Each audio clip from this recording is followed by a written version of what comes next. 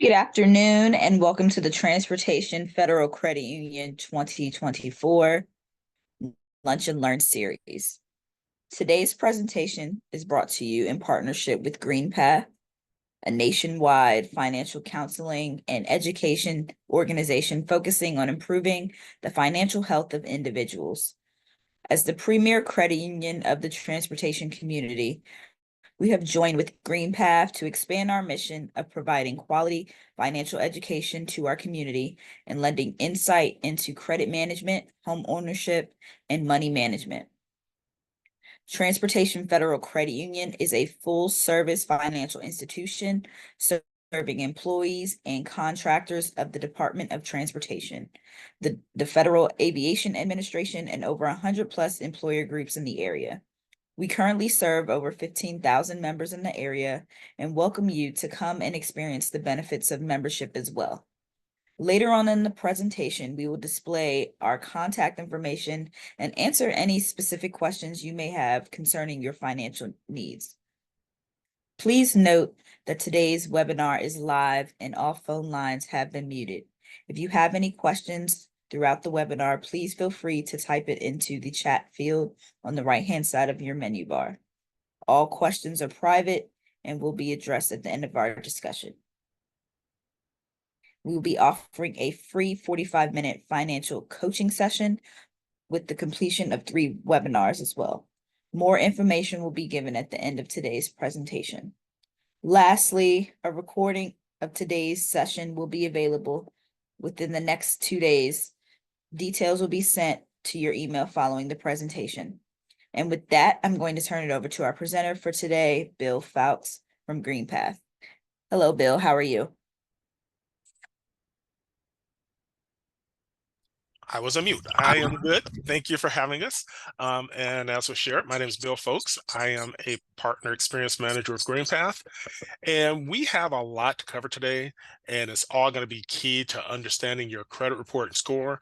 So I want to go ahead and talk a bit about our agenda today. And we're going to be talking about why credit's important, what's on your credit report, how to obtain your credit report, how credit scores are calculated. There's a bit of mystery about that. You know, we don't know everything about it because the credit bureaus consider that to be proprietary information. But there is some information we could share on how credit scores are calculated. Then we're going to talk about how to build credit. We're going to round it out by discussing some common credit myths, and finally some tips to build credit wisely. So first, we want to start with why credit is so important. And before we do that, I want to take back and ask a question. What are some of the things that you've needed credit for previously, or examples of things you've been held back from getting credit for because your credit was insufficient? Go ahead and put those things in the chat. We're always interested in hearing your experiences. With that, though, we want to move forward and talk about, while you're putting those things in the chat, talk about why having credit is important. First of all, credit may help you land your dream job. Did you know that 38% of employers do credit checks? And that doesn't mean that bad credit is going to stop you from getting a job, but it could be used as a determining factor in certain jobs. Any job you're looking at in the finance industry, they may look at your credit report. If you're working a government job and you have a security clearance, they're certainly going to look at your credit report. And so these things, once again, it's not going to be the only factor, but it could be a determining factor.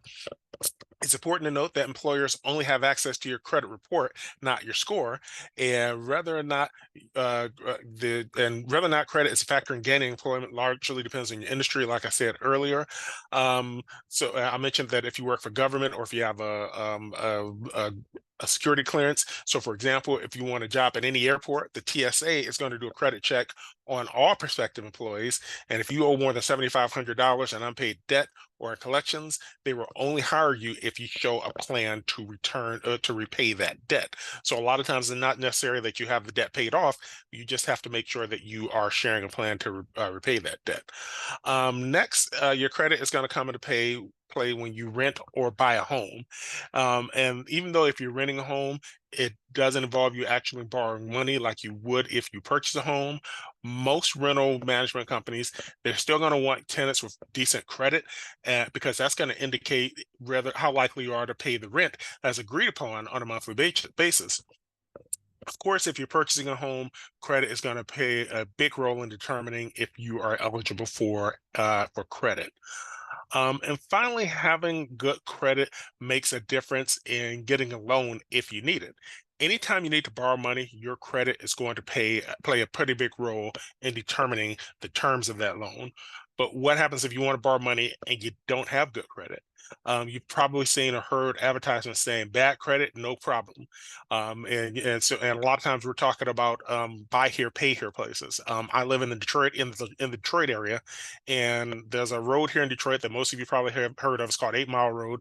Eminem's movie was named after that road. If you drive up 8 Mile Road, you're going to see those buy here, pay here places on just about every corner. And while those places are often going to approve you for a loan, it's going to be at extremely high interest rate. So for example, you might get an interest rate of 25% interest. That is not unusual at all. I've known people who've had 25% interest at those places. And unfortunately, those places don't even report to the credit bureau. So you're paying high interest, but you are not getting anything from it other than just paying that loan. And so that might translate to an interest payment that's double or triple of what you might pay if you had good credit. Let's take a look at an example of two people who are applying for a mortgage. And for the sake of our discussion, let's just say that all of the other underwriting pieces for our two people here, Diego and Angela, are equal. They have equal income, stability of income, and etc. And while Angela and Diego may both get approved, let's look at how the different credit scores might impact their loan. And if you're looking at the information here, you'll see that Diego has a credit score of about 660. Is his credit score. Angela's credit score is 750, so she has a higher credit score. Because of that, she's going to get a lower interest rate. Her interest rate is 4.63%, as opposed to Diego's, which is 5.25. That may not seem like a big change, big difference, but you'll see Diego's payment is almost $100 more than Angela's is a month. And over the course of 30 years, Diego is paying about $34,000 more on that loan than Angela is. So you're seeing the impact that higher interest rate is having on Diego and how it's causing him to pay more money.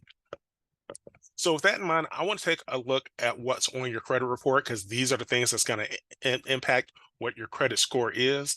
And we're going to take a look at the most important pieces of information creditors look at when determining if you're going to get credit and what terms they're willing to extend to you.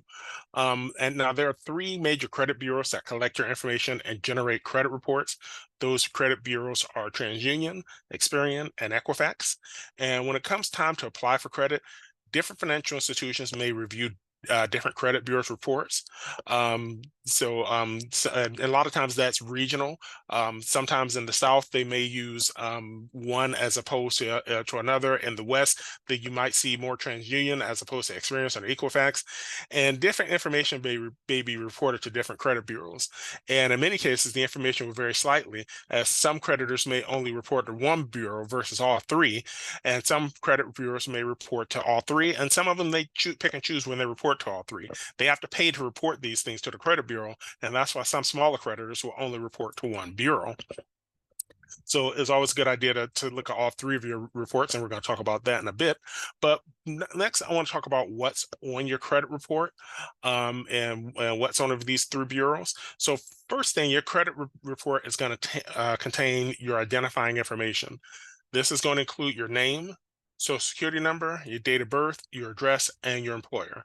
This is used so that whoever is accessing your report can match up your information. And this personal information here is not used to calculate your credit score. They just want to make sure they're speaking with the right person, whether it's somebody pretending to be you, or maybe it's just somebody who has the same name as you. They want to make sure they're speaking with the bill folks they want to be speaking with, and not the bill folks who's not applying for a loan.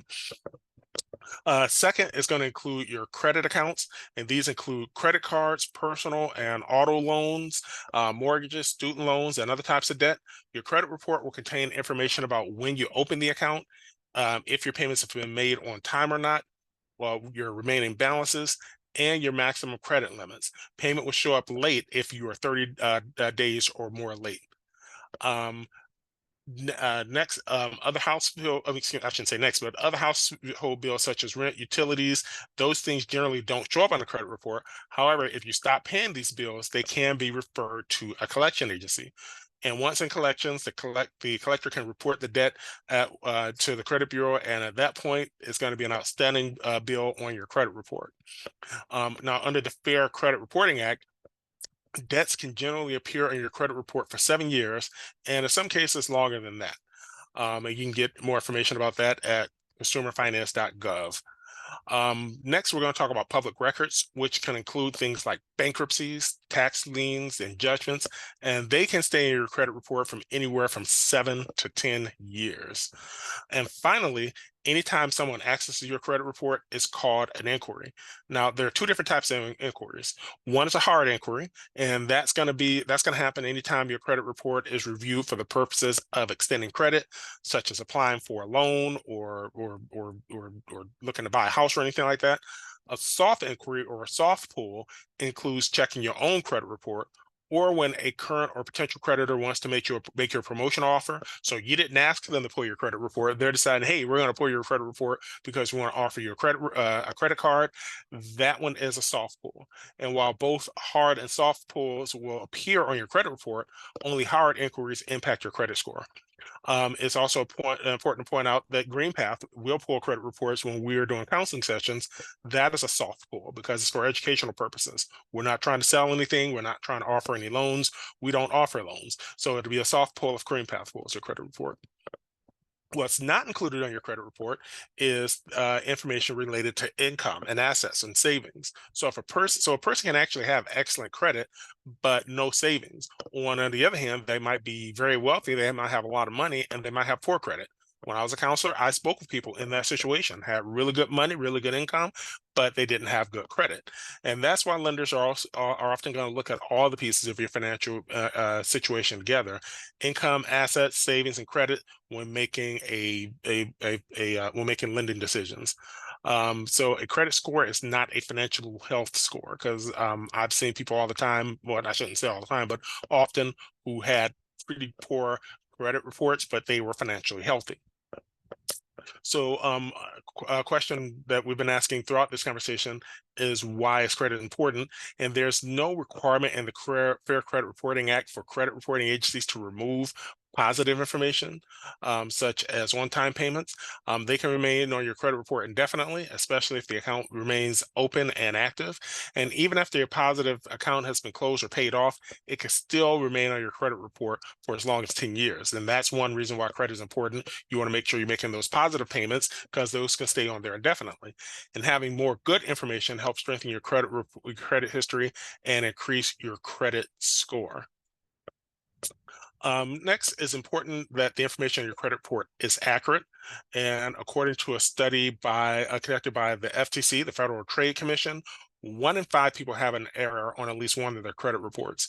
And for most of us, thankfully, it's the errors are typically just that. It's going to be a common, an honest mistake where they may have mistaken you for someone who has a similar name, or maybe your social security number is 1 digit off of theirs. I'm Bill Jr., so my dad is deceased now, but before he died, I wound up with his stuff on my credit report all the time.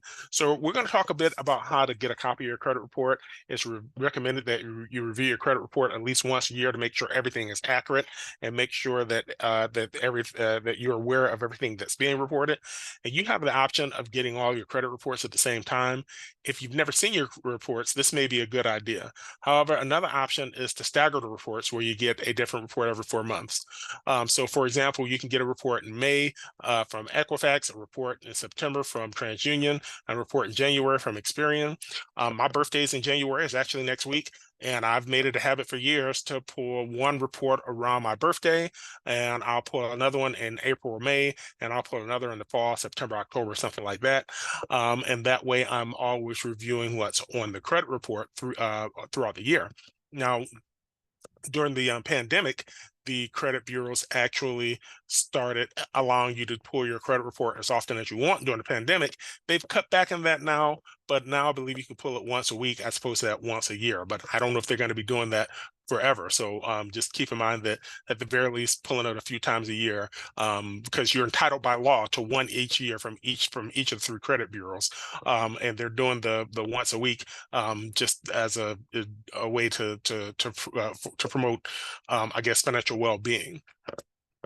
Now, the recommended place to get your credit report is annualcreditreport.com.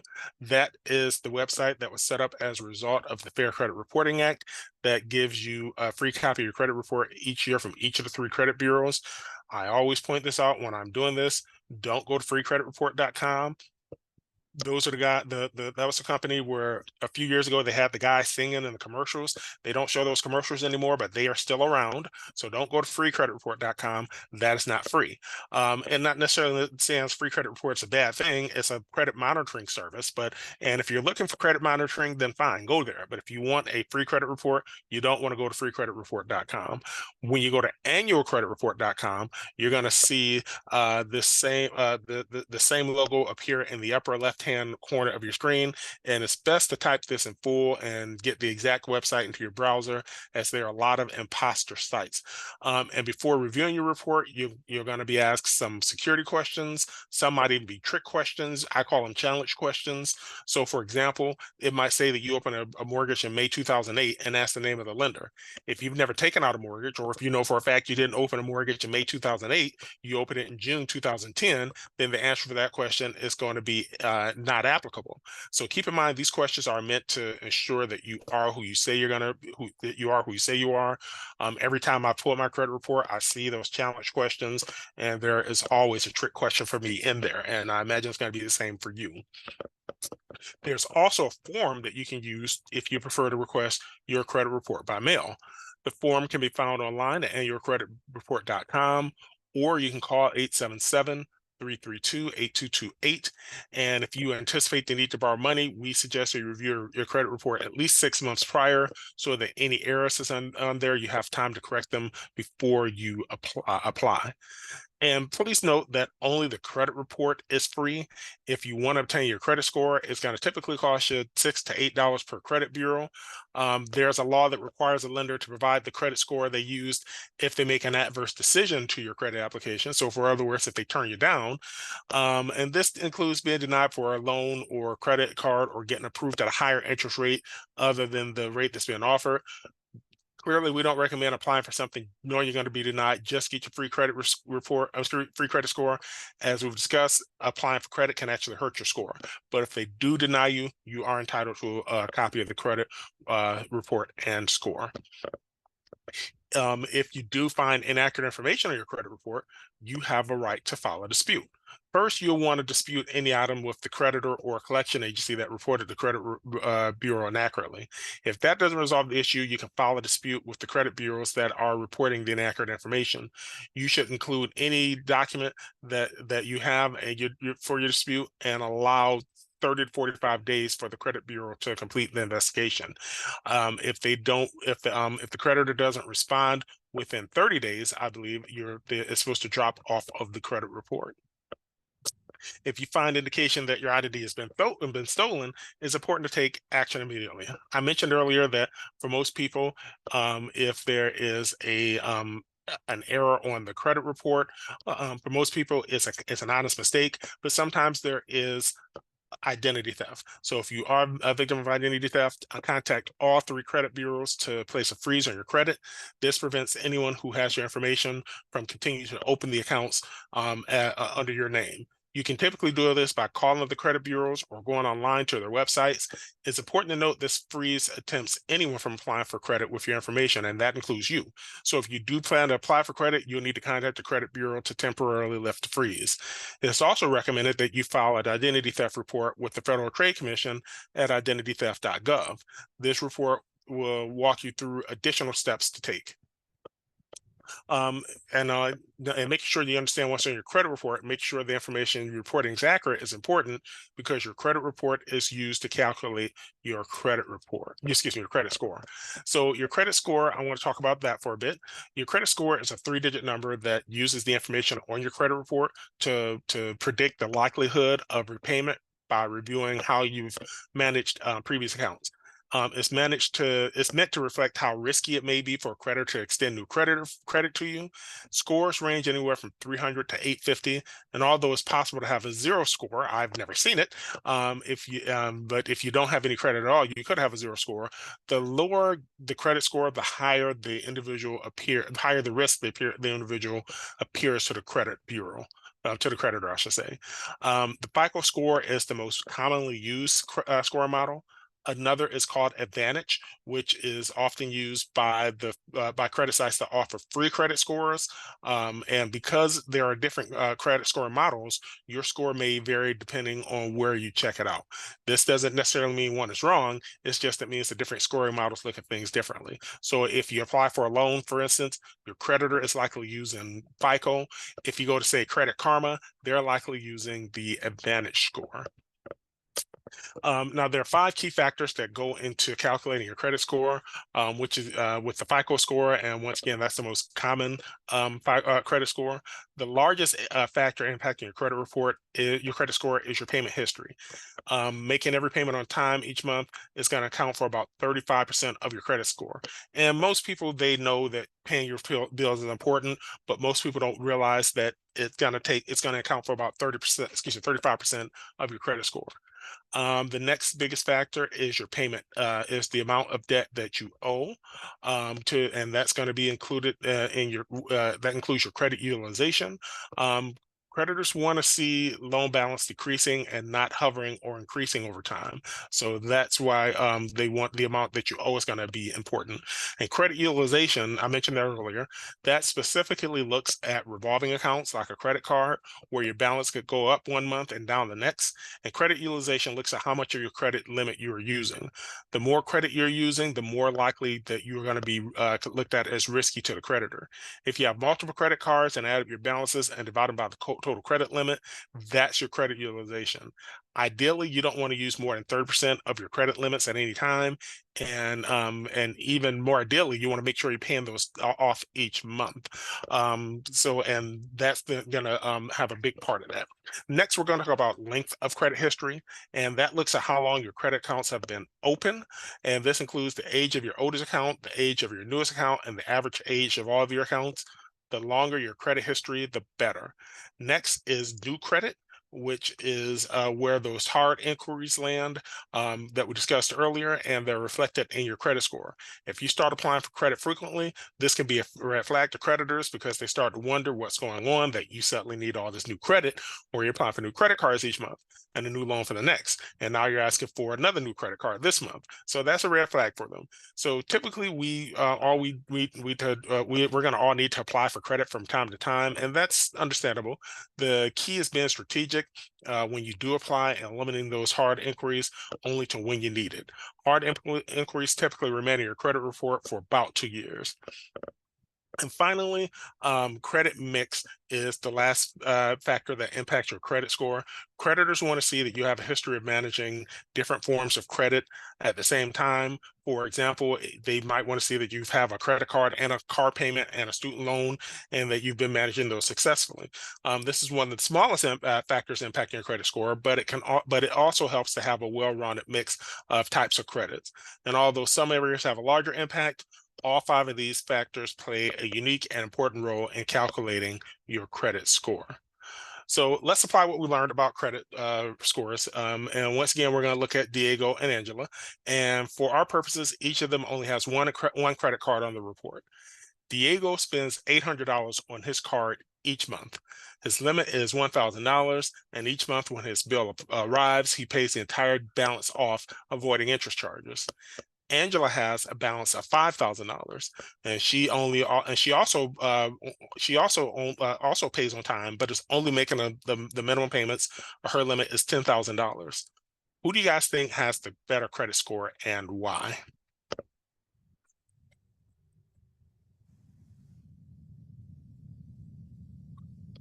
And not seeing any answers coming in yet, but the reasons the person who probably has the better credit score is going to be Angela. And despite being more in debt and probably taking years to pay her debt down, plus a bunch of interest, there's one thing working for her: her overall debt to income ratio, not her debt to income ratio, her overall credit utilization ratio. Her utilization ratio is 50%, whereas Diego's is 80%. That being said, while Angela has a better credit score, Diego is financially healthier. And I mentioned earlier, just because you have a good credit score doesn't mean that you're financially healthy. Next month, he can simply charge less on his credit card, and with the 30 days, his credit score isn't going to improve. Whereas Angela's going to struggle to pay down the debt because she can only afford the minimum payment.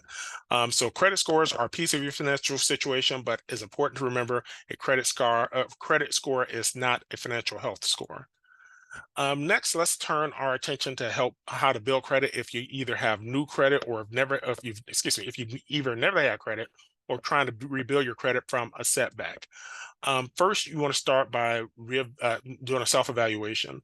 Review all your bills and your budget and other financial information to understand what your current credit picture is.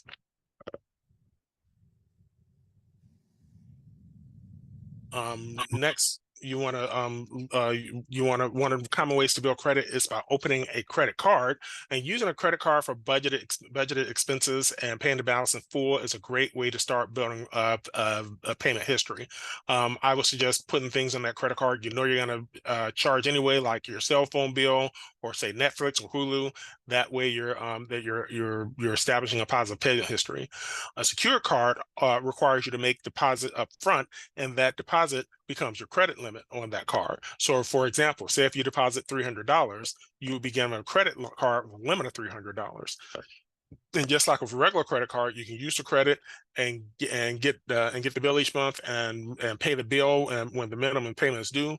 But you're still going to be paying interest if you don't pay the balance in full. And if you make a late payment, you're still going to be assessed a late fee, and this could negatively impact your credit score. That deposit is only touched if your account goes into default and is not repaid. So it's not like they're taking that money out of the deposit each month. They're still expecting you to make that payment. The deposit is just collateral to in case you don't pay the bill. Other than making a security deposit up front, the key is treating a secured credit card the same as an unsecured credit card, and keep your balance low and make your payments on time each month. A secure credit card is often used by people who have little or no credit to rebuild credit. It's less risky to the credit issuer because of the security deposit, and as your credit score improves over time, you might eventually receive the deposit back from the creditor and graduate to an unsecured credit card. And keep in mind that a prepaid card is not the same and does not report any information to the credit bureau. Next, a secured loan is also a good way to build credit. With this type of loan, a deposit is used to make payments on a loan. Here, the advantages is that you can usually set up payments automatically, and you want to talk over the options to building credit with the credit union to ensure that you're using the right products based on your goals. Next, you have two choices when it comes to using someone else's credit to build your own. The first is getting a cosigner for loans or a joint owner for credit cards. It's also important to know how both parties are know that both parties are legally and equally liable for the debt on the joint account. If you plan to go this route, there is risk involved, and it's important to weigh and have clear agreement in place for each individual. Another option is being added as an authorized user to a credit card, and authorized users are not considered account owners, so you're not liable for the debt. However, keep in mind any activity on the account will be reflected on your credit score, good or bad. So if you're considering asking someone to ask you as an authorized user, Make sure it is someone you trust to make their payments on time and keep their balances low to ensure that it helps you build credit and doesn't wind up hurting you in the end. Next, I want to turn our attention to some credit myths and some very common credit related myths that you may have heard. We've certainly heard them over the years, and these myths aren't necessarily true. Sometimes there might be a nugget of truth in them, but we call them myths for a reason. Myth number one: closing a credit card will hurt my score. We hear that one all the time. And this is more like half a myth and depends on the person's situation. We're going to take a look at reason why. We have a scenario here where Sarah, she has 3 maxed out credit cards, and since she's using 100% of her available credit, the utilization portion of her score suffers already.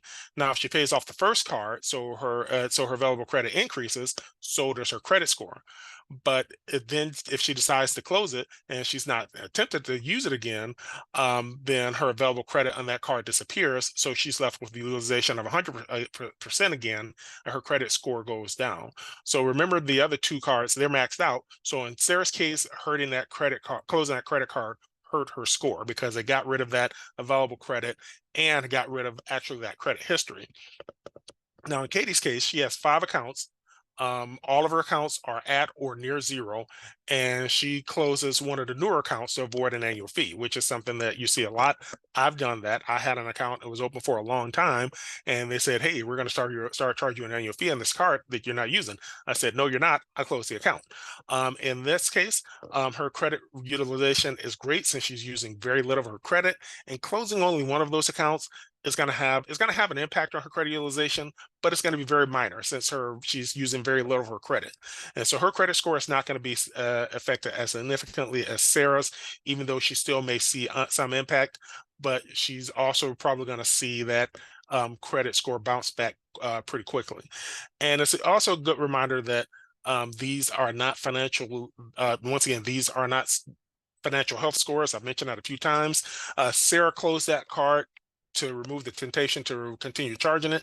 Yes, her credit score may have been impacted negatively, but she made a good financial decision for herself based on the larger picture. And this is another reason why setting goals is important part of this. If Sarah's goal is to get her debt paid off and she isn't planning on needing to apply for any new credit anytime soon, her goals can help her make different decisions than if her top priority is improving her credit score ASAP in order to get to the best rate on a loan. Myth number 2, and many of you have heard that you shouldn't check your credit score. So the myth number 2 is checking your credit score is going to hurt your credit. And checking your own credit report is considered a soft inquiry, and we mentioned this earlier. It has no impact on your credit score. Check your report as often as you like. It's not going to change your credit score at all. This myth is derived from the fact that applying for credit too often can hurt your credit score. And like we discussed earlier, when you apply for credit, it's considered a hard inquiry, and that's a lot different from the soft inquiry where you're checking your own credit score. Now, since credit cards are some of the most common methods people use to get credit, let's wrap up our time today by talking about some tips for using credit wisely. So having money in savings is as a backup so that you can handle unexpected emergencies without going into debt with your credit card is a great place to start. Next, want to make sure you're considering making one charge each month, and make this charge an automatic bill such as an internet or cell phone. And the reason we request setting up only one automatic charge is that you only need to generate activity to build your credit score. It doesn't matter how much the activity is. In fact, the smaller the balance, the lower your utilization. And so, as we discussed, this accounts for 30% of your FICO score. And committing to use one card for a small automatic expense you pay for anyway, and leaving your card at home can help you avoid temptation to overspend. That's actually another myth that we've seen, although it's not included in the myths. People think you have to keep a balance on a credit card in order to improve your credit score. That's just not true. The lower the utilization, the better. So a general rule is to use less than 1/3 of your available credit. So for small credit limits, this means only charging a small amount, but it's important to know both your limit and that 30% number. And while paying off an account in full does not improve your credit score per se, paying the entire balance off can help you avoid additional charges. It will also help you live within your means without increasing debt, I should say. And finally, be sure to check your credit report and credit score regularly for accuracy. Um, and there is also a balance transfer that the credit union offers, and I think they want to talk about that a bit, right? Yes, thank you, Bill. So just to give you guys a heads up, we do currently have our current promotion going on right now, which is our Visa balance transfer offer. So currently we are offering for any Visa balance transfers from any external financial institutions, you can transfer those balances over to Transportation Federal Credit Union for 5.99% APR on your balance up until December 31st. Included with that, we have the features of no balance transfer fee, a low fixed rate, and then also the key point of having a balance transfer is that it's a great way to pay down debt in 2024. So it is the start of the new year. So this will be a great way to start making a headway on any of your financial goals.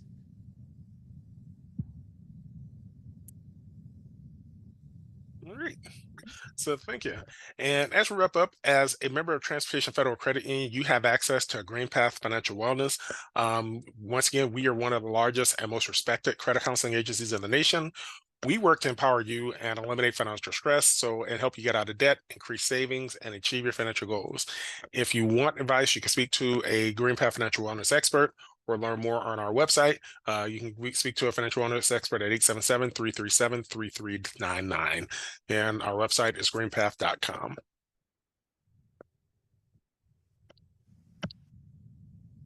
And I want to thank you all for joining us. We do have some questions that came through the chat. So I don't know if you guys want to read those off to me, and we can go ahead and address those one by one. Yep, absolutely, Bill. So one question we did have was to post the address for the free annual report again. So give me a second. I will post that up for you.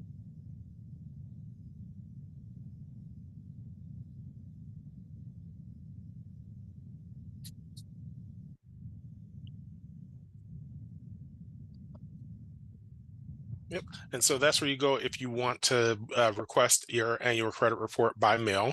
And it's CentraSource LLC, PO Box 105283, Atlanta, Georgia, 30348, or you can call them at 877-332-8228, or you can just go to annualcreditreport.com if you have internet access. Bill, we do have one question. Could you please explain again why it would be important to get a credit report without a score?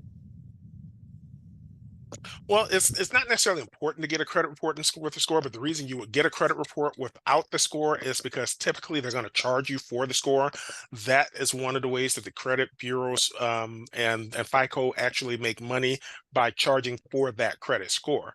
That's why you rarely get it for free, with the exception of certain situations. Like I said, if you pull the Credit Karma report, you are getting a free report, a free score, but you're not getting the FICO score.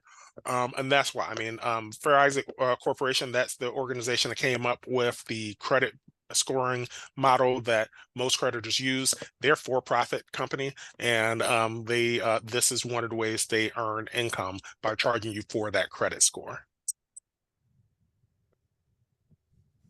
Now, if you're not interested in the score, if you just want to know what's on the report, then and a lot of times I'm not necessarily interested in my score, because I get a free report from a lot of the credit cards I have. And although it's the Advantage score, it once again gives me an idea of what my score is. So I'm not necessarily interested in the score. I want to see what's on the report to make sure it's accurate. That's another reason why you wouldn't want a credit report without the score. Hopefully that helped. Okay, we do have one question. Do you have to have the available balance on your credit card to do the transfer? Yes. So you do have to have the balance on your external credit card with another financial institution in order to make the transfer over to Transportation Federal Credit Union. Okay. And again, that rate is 5.99% APR. Someone else put a question. What do you do if you need to do repairs and purchases for home and each store or company has its own credit card for payments? Someone may need to open several credit cards because you don't want to pay cash, even if you can. In that situation, it's also good to keep in mind that you don't have to use the store credit card. A couple of years ago, I did a kitchen remodel, and the year two after that, I had to replace my washer and dryer. And most of the materials that we used for that came from Home Depot. I did not open a Home Depot account. I used the credit card that I had available. And it's, keep in mind that, those department stores, they typically going to charge much higher interest rate than, say, Visa and MasterCard. And Visa and MasterCard don't offer great interest rates either in most cases, but those department store cards are going to offer a higher interest rate. So if you need to open that department store card, go ahead and do it. But in most cases, you can use your own credit card. Now, the advantage of opening up a lot of times these department store cards is they may offer things such as, say, 6 months or a year or 18 months, same as cash, which means that, for the first, whether that time period is, whether 6 months, 12 months, or 18 months, you're not paying interest. But the downside to that, the catch is, if you don't pay that balance off in that time frame, you're going to pay the full interest as if you had never made any payments. So say it's a $2,000 balance, now you pay that card all the way down to where you just owe maybe a couple $100, but you don't pay it off within that 6 months, 12 months, 18 months, whatever time they're giving you, you're going to pay the interest on that full $2,000 balance.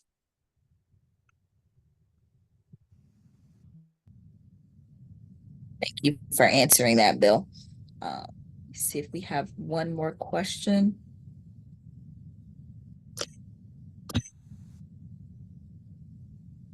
And I think that might be it for the questions. I think someone wants to see the credit report, the website for the credit report as well.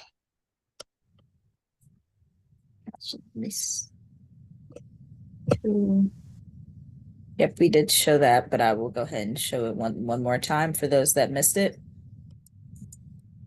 That's going to be slide 15, what they're asking for. Yep, for those that missed it, this is the slide where you can get the free credit report. So it's annualcreditreport.com. Like I said, you don't want to go free credit report. Those of you who might have a little age on you, like me, I'm in my 50s now. I remember those free credit report commercials. You don't want to go to free credit report. Like I say, they don't do those commercials anymore, but they're still around. You want to go to annual credit report.